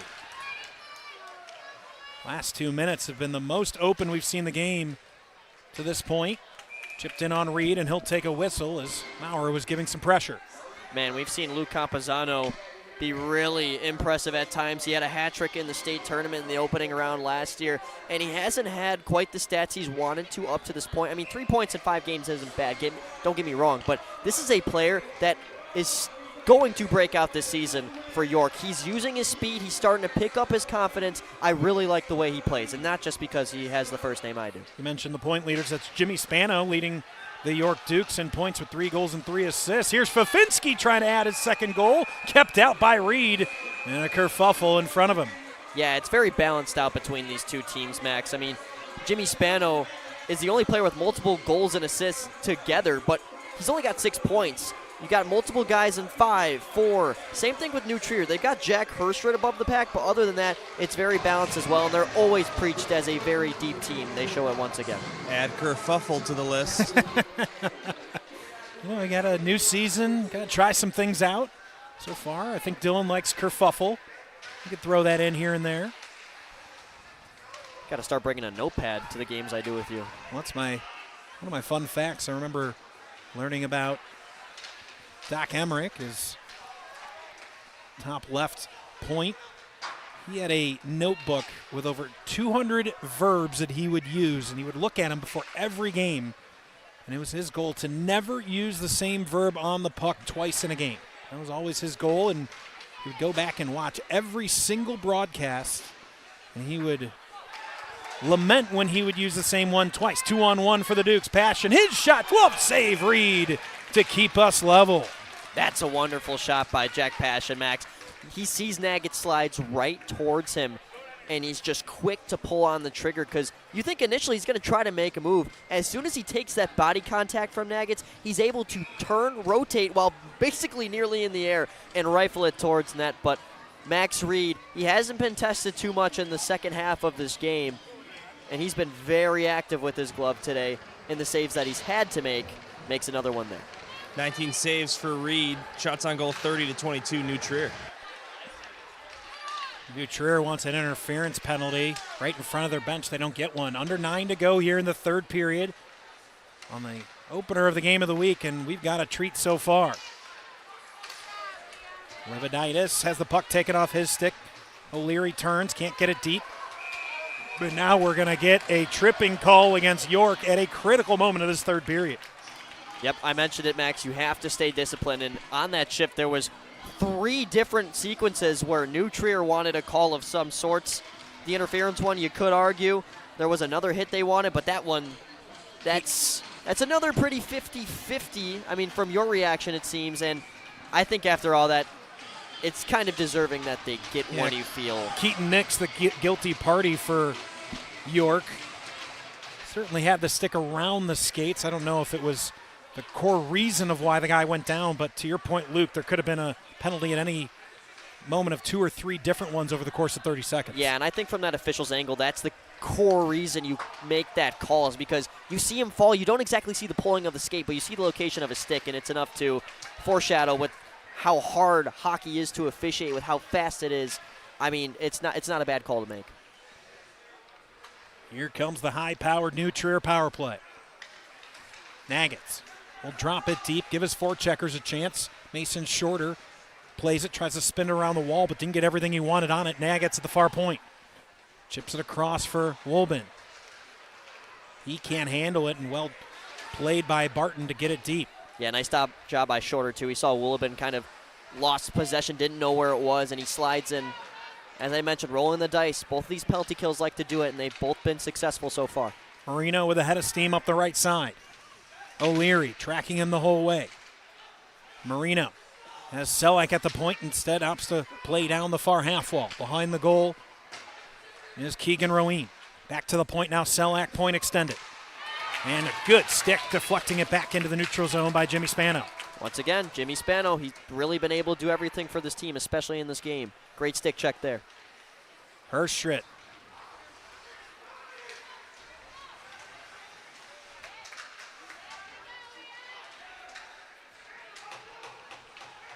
In the corner in the final 20 of the power play. Back to the point. Marino across to Wolben. Looking for a man back at the point, but it was Wolben who's going back for a change. Should be too many men on the ice. That's what York wants. They don't get the call. Guys, that was a good no call. No skater came on to the ice for New Trier at any point.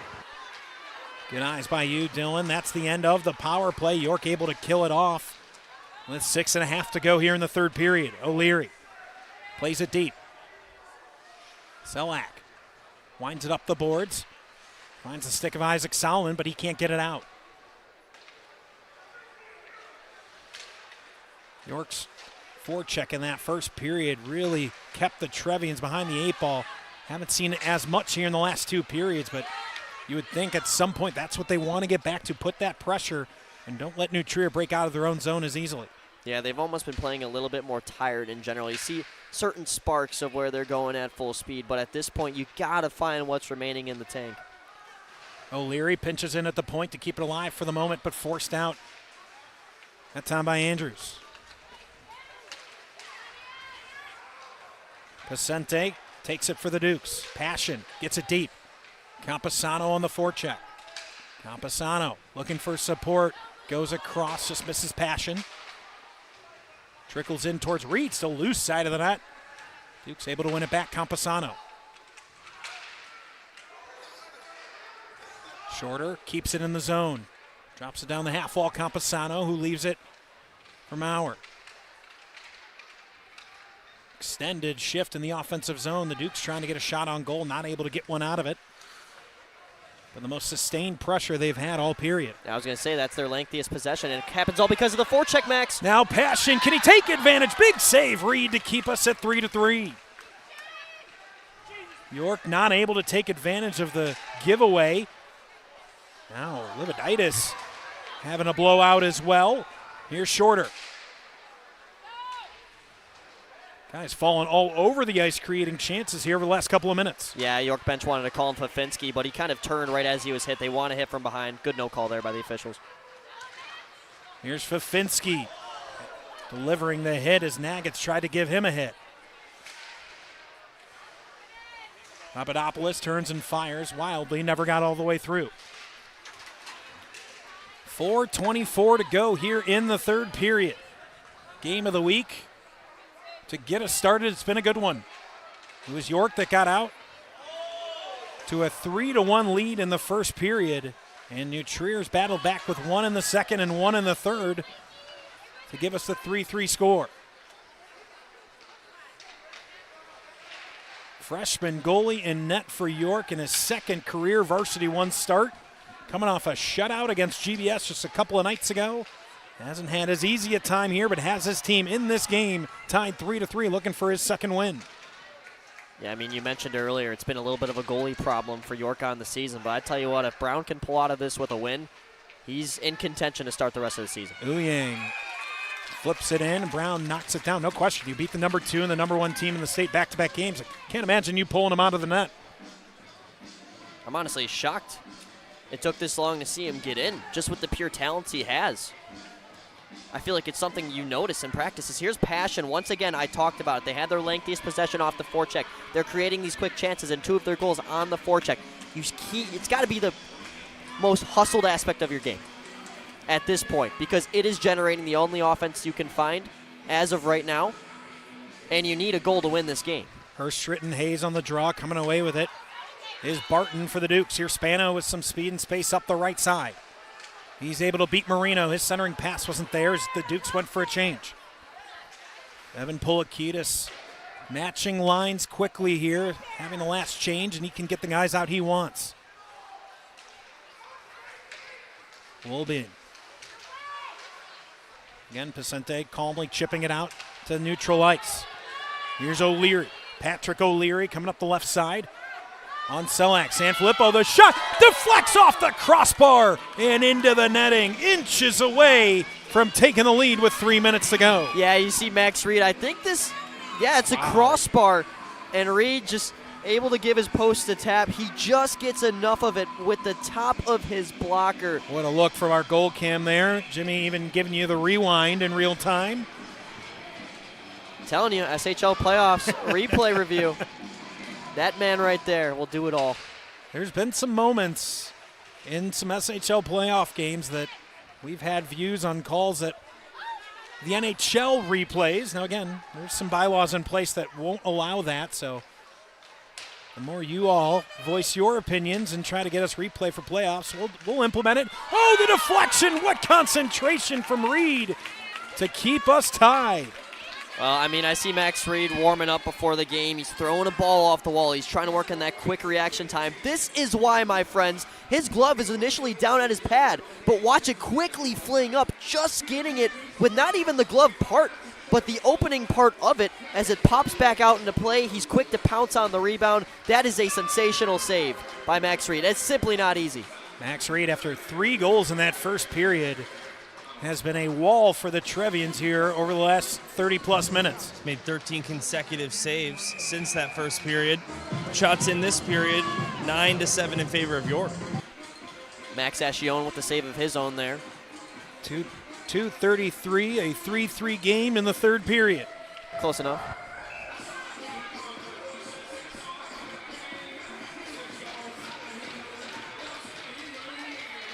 Draw to come to the left of Reed.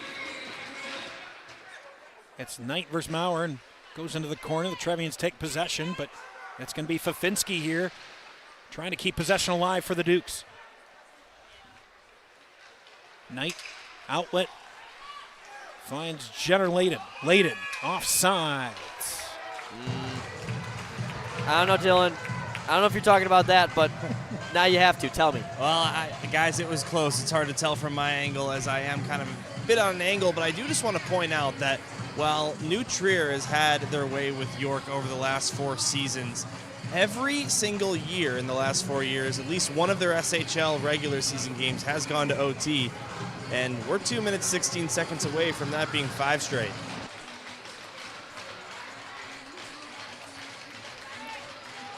The green and white with a little bit of black, or I guess it's navy blue for the Trevians, black for the Dukes, but talked about it. Met up in back-to-back state championships under former head coach Matt Boeing. Adam Charis talked a little bit about the burgeoning rivalry between these two big public schools here in the state of Illinois. As another big hit, Ethan Maurer creates the outlet from it. Under 2 to go. Who's going to find that moment here on the Game of the Week? Laid in a huge hit from Prutzy down in front of us. The physicality will not let up. Pafinski in neutral ice. Offsides as Rowan and Layden couldn't get on the same page with 1:37 to go. Well, look, New Trier's disgruntled. 2 big hits there by the Dukes. And when they haven't been able to generate huge offensive opportunities, you can tilt the momentum with the flip of a switch of a couple of big hits like those. You get the crowd involved a little bit. You got guys banging on the glass now. And now you're starting to see an uptick in the speed from the Dukes in the final 97 seconds of regulation, Max. Neutral zone draw in front of the Dukes bench.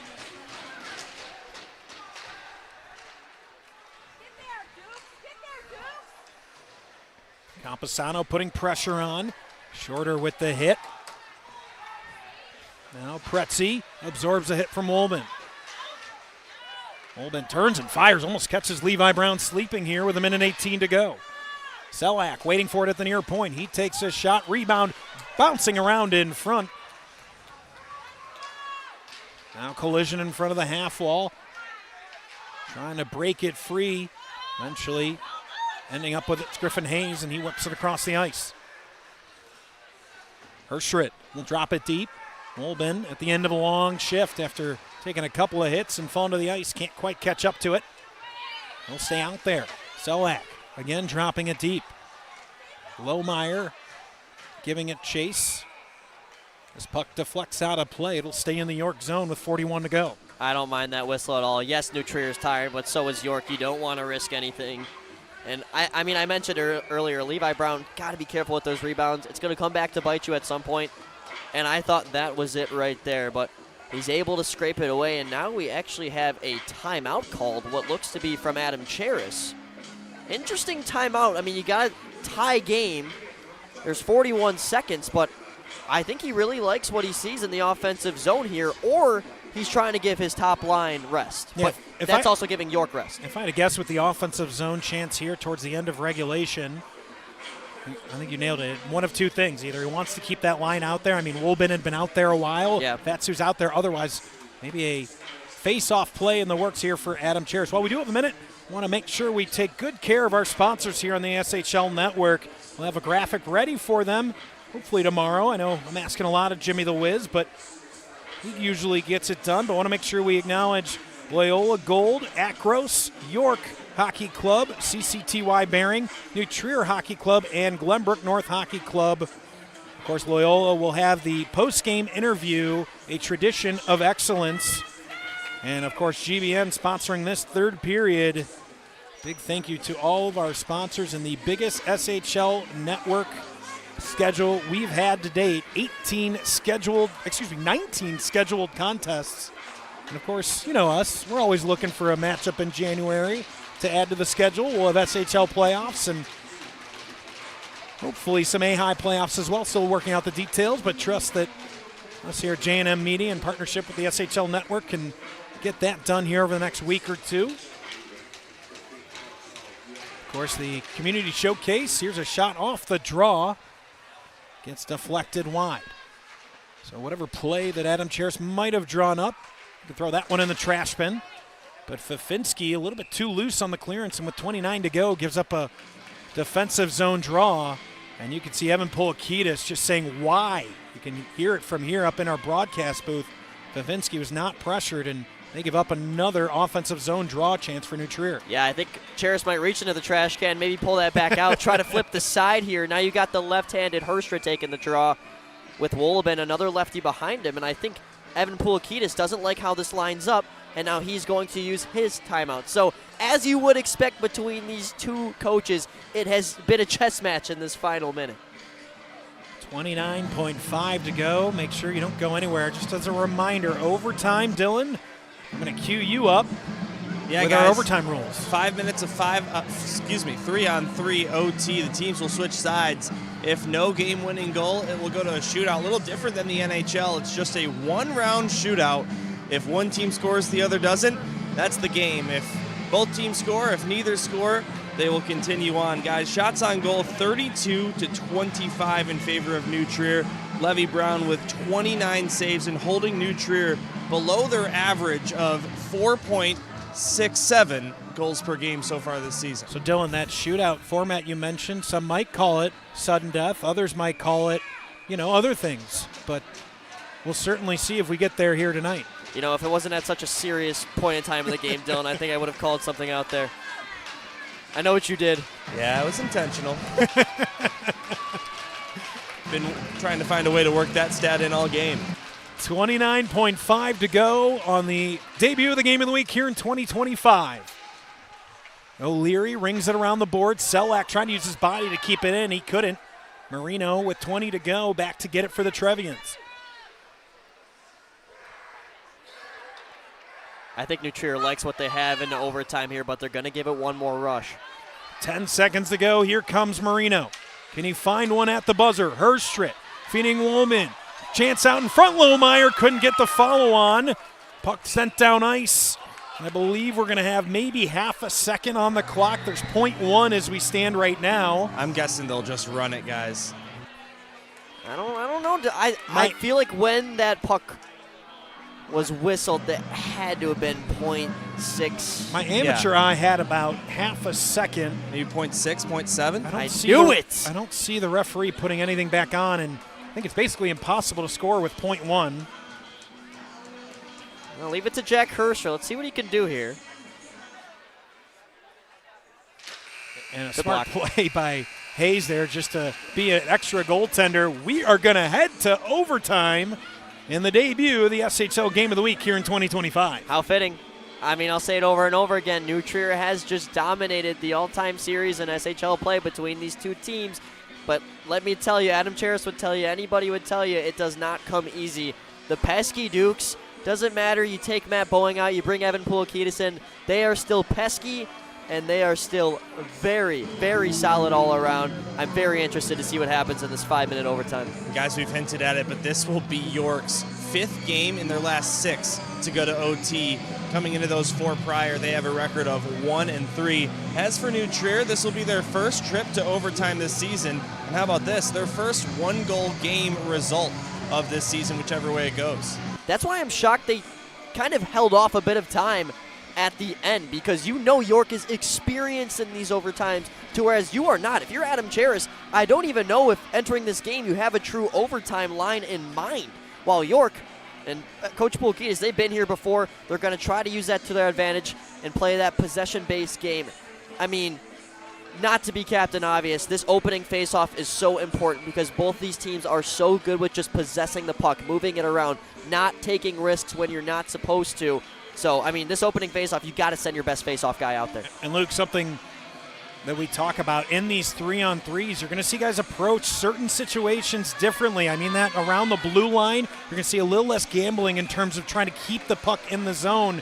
And then you might see goaltenders, pucks they otherwise might freeze. They want to keep play going because if they can hold possession versus a 50-50 roughly off a draw, they're going to try to avoid it. So the couple of different strategies you're going to see here in overtime. 5 minutes on the clock, and it's New Trier with the first possession of overtime.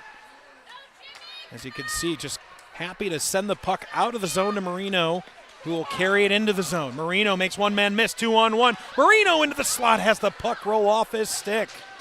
Had a chance to end it right off the bat. Now for Woolman. Marino trying to get it back to him. Instead, it's Jack Passion taking the puck for York.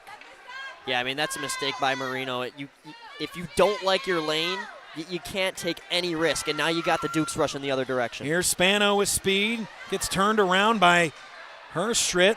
The York side wanted a power play. They're not going to get one here in overtime. It usually takes a lot to get one in overtime. Passion with the puck. Spano, what a save! Oh, what a save by Reed! 2 in a row! I'm speechless, Max. First save, impressive. Second save, otherworldly.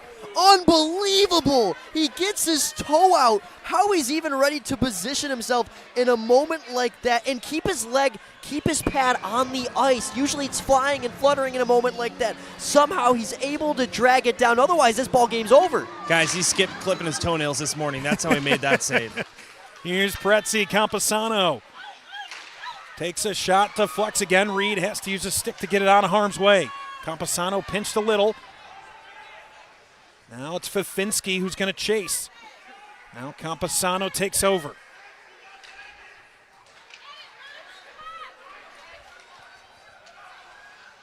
Here's Layden. Prezzi pushes him off his approach towards the front of the net. Nagets interchanges. Nagets collision with the referee. Excuse me. Calling a little too much soccer lately with the stripes here. Uyang back to neutral ice. Campusano trying to pick the pocket, but Uyang stays strong. Now Uyang, he's got to step on Fafinski. Fafinski's been out there a while. Point blank chance, big save, Levi Brown.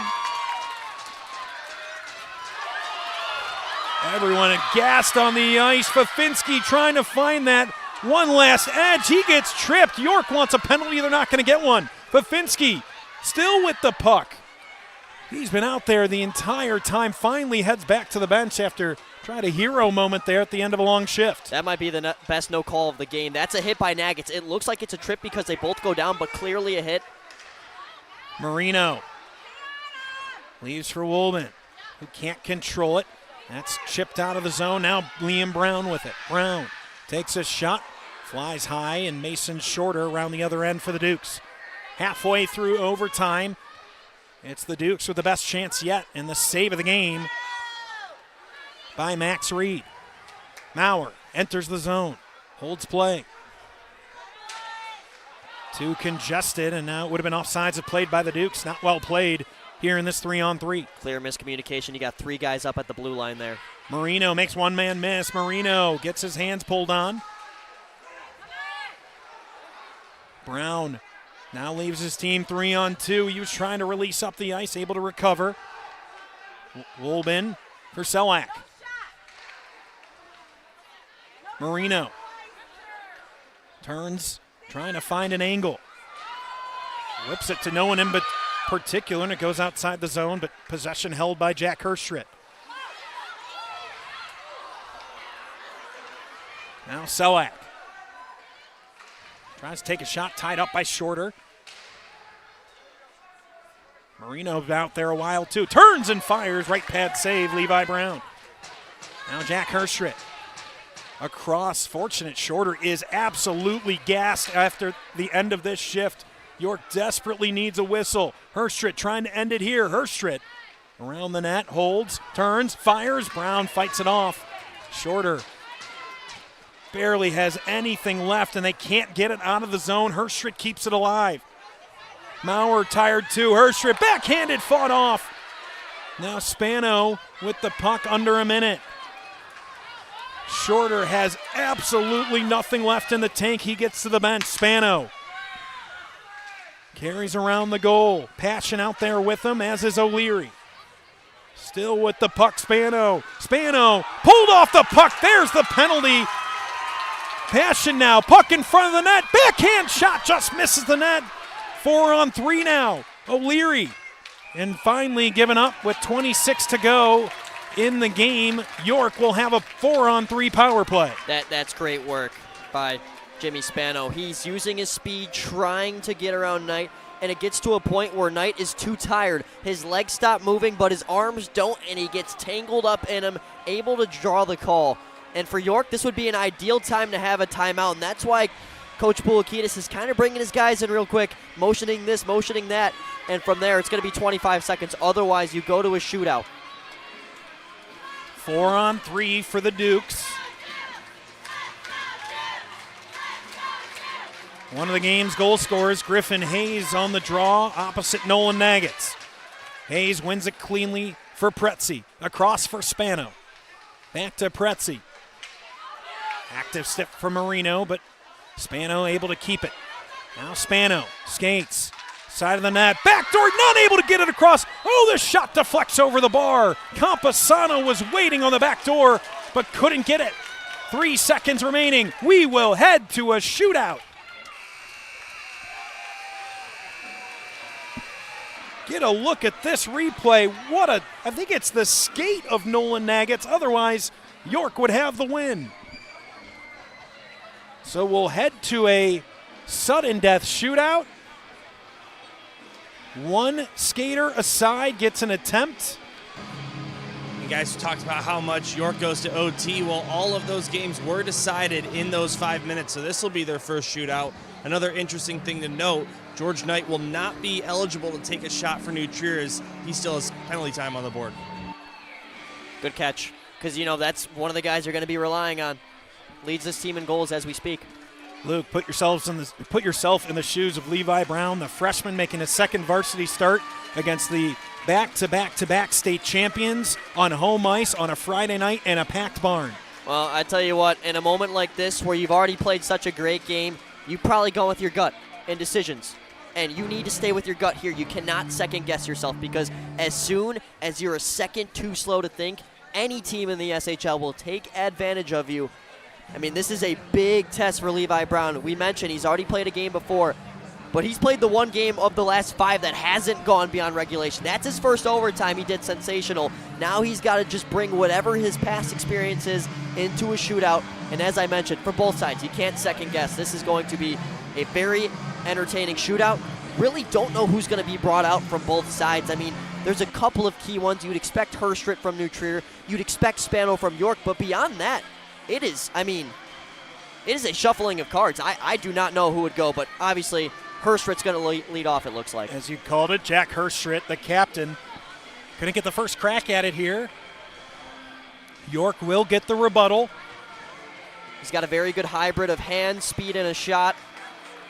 It's going to leave Brown guessing on deke or shoot here. Here's Jack Herstrit.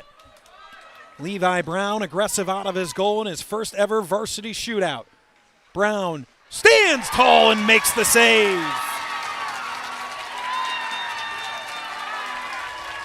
That's well done by the vet Herstrit. He just got in a little too tight there, Luke. And a crisp glove save on the backhand from Levi Brown. Yeah, Brown just keeping his glove steady, not second guessing. As we said, he kept it near his pad. He's able to reel it in. That's a big opening save to gain your confidence. Now Luke Campusano with a chance to give York the win here in a shootout. Campusano. He'll skate wide. Coming up the slot, Campusano. Campusano can't bury it. Nice stick save from Reed. We'll go to round 2. Yeah, Campusano coming in a little bit slow. I would have liked to see him come in with a little more pace, as well as Max Reed, such a good butterfly goaltender. Try to elevate that shot a little bit because, I mean, he's a former AAA guy. He's a sit-down type of goalie. He makes a lot of great saves in the butterfly, recoveries in the butterfly. He does it there. Jenner Layden now getting the second opportunity for the Trevians. Layden plays it slowly, looking for a weakness. Layden finds a crease, buries it for the Trevians. They go up in the shootout. That is such a mentally tough goal, Max. That puck is rolling on Jenner Layden's stick for nearly 5 seconds. He's trying to settle it down, and you get to a point as a shooter. What do I do? What do I do? He sticks with his gut. He goes right in the sweet spot on Brown between the blocker and pad. That's where you got to shoot, especially in a shootout. That is well done from Jenner. Can Jimmy Spano extend the shootout for the Dukes? Spano buries it home and will go to round 3. Almost lost his footing, but found a way to keep it alive, and he buried it. What hasn't this guy done today? He's simply done everything. He's made huge defensive plays. He's made huge offensive plays. You put him one-on-one with the game on the line. He's able to stay with it. Love the deke move. He stutters at first, recovers, and puts it by Reed, who was already down, couldn't get over. Now Jack Woolman. Woolman approaches, shoots quickly, and saved by Levi Brown. And now in the third round, the Dukes, a chance to win it. It'll be Ethan Maurer. Yeah, Woolman just slightly misses his location there. He's trying to go with the Layden special in between the pad and either glove or blocker, but Brown's ready for it. He saw it before, and the shot location not as great as he wanted. Ethan Maurer, one of the captains of this team, one of the veterans of this team, trying to get an early season big win over the Trevians. Maurer approaches up the slot, pulls to his forehand, he scores! Ethan Maurer wins it for the Dukes!